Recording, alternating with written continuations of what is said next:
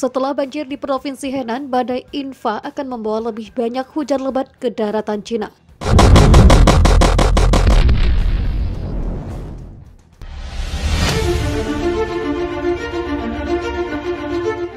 Topan Infa diperkirakan akan mendarat di Cina Timur akhir pekan ini. Menurut ramalan, hingga 300 mm, 11,8 inci hujan bisa turun di beberapa daerah antara Sabtu dan Senin. Pusat Meteorologi Provinsi Zhejiang mengatakan Infa diperkirakan akan berkembang menjadi topan super ketika bergerak ke tenggara Laut Timur pada hari Jumat dengan kecepatan angin maksimum setidaknya 185 km per jam atau 115 mil per jam. Ini kemungkinan melemah menjadi topan atau topan parah ketika mendarat di pantai timur, kata pusat meteorologi itu, tetapi masih diperkirakan akan membawa hujan lebat dan kecepatan angin lebih dari 100 km per jam ke delta Yangtze dan provinsi tenggara seperti Fujian dan Jiangxi. Efek gabungan dari aliran udara topan dan area bertekanan tinggi di Pasifik menghasilkan hujan lebat yang menyebabkan banjir yang menghancurkan sekitar 1.000 km atau 621 mil pedalaman di Provinsi Henan, tetapi para peramal sulit untuk mengatakan apakah dampaknya akan menjadi sama di sepanjang pantai karena kondisi iklim dan topografi yang berbeda.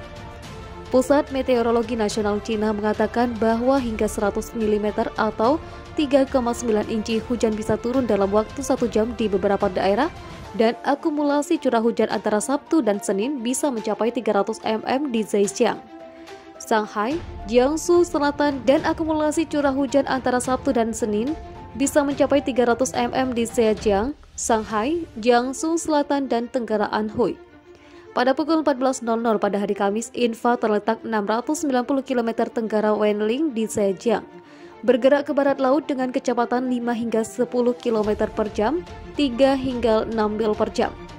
Infa memiliki radius 200 km atau 124 mil dan membawa angin berkelanjutan maksimum 144 km per jam atau 89 mil per jam dengan hembusan hingga 180 km per jam. Sulit untuk mengatakan apakah hujan deras di pantai timur akan separah Zhengzhou karena ada banyak ketidakpastian, kata Fang Juan, Profesor Ilmu Atmosfer di Universitas Nanjing, merujuk pada kota yang paling parah terkena dampak banjir Henan. Intensitas Infa tergantung pada lingkungan atmosfer, termasuk situasi high subtropical Pasifik Utara Barat dan aliran udara, katanya. Itu dekat dengan Pulau Taiwan dan topografinya juga akan meningkatkan ketidakpastian dan kesulitan peramalan. Tambahnya, sebagai dilansir situs South China Morning Post, Liu Junyang, pemimpin proyek iklim dan energi untuk Greenpeace Asia Timur kantor Beijing, mengatakan bahwa ketika topan membuat fitur daratan seperti gunung, pohon dan gedung-gedung tinggi semua dapat membantu melemahkannya dan memiliki dampak besar pada perkembangannya. Zhejiang meningkatkan tanggapan daruratnya terhadap topan Infa ke level 3 pada hari Selasa, dengan waduk dan bendungan sedang dikeringkan sebagai persiapan. Kota tetangga Shanghai telah mengeluarkan peringatan biru untuk angin kencang, peringatan kapal untuk kembali ke pelabuhan, dan Departemen Pencegahan Banjir untuk membuat persiapan. Topan Infa adalah badai tropis ke-6 dan topan ketiga di wilayah Pasifik Barat Laut tahun ini, dan itu akan menjadi topan pertama yang melanda Cina Timur. Topan super terkuat yang tercatat melanda negara itu adalah topan Ramasun pada 2014 yang menewaskan sedikitnya 225 orang di seluruh Asia, termasuk 17 di Cina. Banjir dan hujan lebat yang melanda Zhengzhou, Cina sejak Senin 19 Juli 2021 menimbulkan dampak yang begitu dahsyat. Hampir semua tempat di area tersebut tertutupi air yang sangat tinggi. Banjir tersebut setidaknya sudah menewaskan ratusan nyawa. Dilansir kabar besuki dari YouTube Miftah TV, dalam jumlah korban tersebut salah satunya ditemukan di bawah reruntuhan bangunan. Banyak dari media seperti di video tersebut mengatakan bahwa hal tersebut merupakan kiamat untuk negara Cina.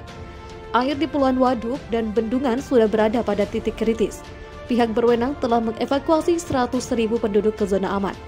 Provinsi Henan dengan sekitar 94 juta penduduk mengalami hujan lebat selama seminggu ini. Para peramal cuaca mengatakan Zhengzhou mendapat curah hujan dalam setahun hanya dalam 3 hari. Banjir melumpuhkan kota dengan 10 juta penduduk itu. Selain jalur kereta bawah tanah tenggelam, jalan-jalan utama disebut berubah menjadi sungai deras dengan mobil-mobil tergenang. Energi juga lumpuh total di kawasan itu karena hujan yang datang sejak Selasa sore. Listrik untuk warga kini sebagian besar warga padam. Hujan telah terjadi sejak 17 Juli dan terus datang hingga Selasa sore. Banjir diperkirakan akan terjadi hingga 2 hari ke depan. Dan di kota terdekat, Gongyi, setidaknya 4 orang dilaporkan tewas saat air bah menyapu daerah permukiman. Di tempat lain, sebuah video menunjukkan air bah menyapu jalanan. Ketinggian air sampai ke pinggul orang dewasa. Beberapa orang bekerja mati-matian untuk menarik orang-orang yang terjebak di lantai bawah tanah sebuah mal untuk keluar menggunakan tali. Lebih dari 6.000 petugas pemadam kebakaran serta hampir 2.000 personil kepolisian dan militer Cina dikerahkan di seluruh daerah yang dilanda bencana. Diketahui ada banyak faktor yang menyebabkan banjir, tetapi pemanasan atmosfer yang disebabkan oleh perubahan iklim membuat curah hujan ekstrim lebih mungkin terjadi. Hujan diperkirakan akan berlanjut di wilayah tersebut setidaknya selama 24 jam ke depan. Militer Cina meledakkan sebuah bendungan untuk melepaskan air yang mengancam salah satu provinsi berpenduduk terpadat. Diversifikasi pengalihan air ini dilakukan ketika jumlah korban tewas dalam banjir terus meningkat menyentuh 33 orang. Seperti dilansir laman The Guardian, operasi tindakan atas bendungan dilakukan pada Selasa 20 Juli malam waktu setempat di kota Loyang saat banjir besar melanda Zhengzhou, ibu kota provinsi Henan. Banjir menyebab penduduk di sistem kereta bawah tanah dan membuat mereka terdampar di sekolah, apartemen, dan kantor. 7 orang lainnya masih dilaporkan hilang. Korban tewas diperkirakan akan meningkat pada Kamis karena tim penyelamat masih mengevakuasi wilayah yang hancur. Laman independen mengatakan hujan mengubah jalan menjadi sungai yang mengalir deras, menghanyutkan mobil dan membanjiri rumah. Pemadaman listrik mematikan ventilator di sebuah rumah sakit sehingga memaksa staf menggunakan kantong udara yang dipompa dengan tangan untuk membantu pasien bernafas. Curah hujan selama 1 tahun yang mencapai 640 mm turun di wilayah tersebut hanya dalam 3 hari. Media Cina mengatakan curah hujan belum pernah terjadi sebelumnya dalam 1000 tahun terakhir.